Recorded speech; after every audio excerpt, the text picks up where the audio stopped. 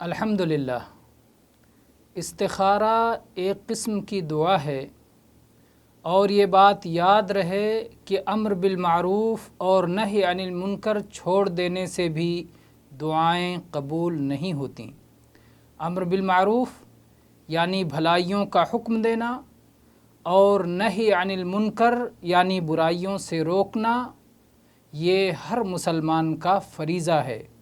اپنے گھر میں، اہل و عیال میں، دوست احباب میں اور خیش و اقارب میں اپنی طاقت کے مطابق حکمت کے ساتھ اس فریضے کی ادائیگی ہر مسلمان پر لازم ہے۔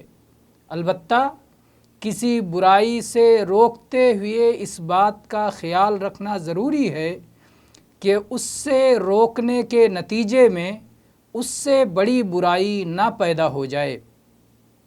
نبی کریم صلی اللہ علیہ وسلم کا ارشاد ہے، اس ذات کی قسم جس کے ہاتھ میں میری جان ہے، تم ضرور بھلائی کا حکم دو اور برائی سے منع کرو، ورنہ قریب ہے کہ اللہ تعالیٰ تم پر اپنے پاس سے عذاب بھیج دے گا، پھر تم اس سے دعا کرو گے اور تمہاری دعا قبول نہیں ہوگی۔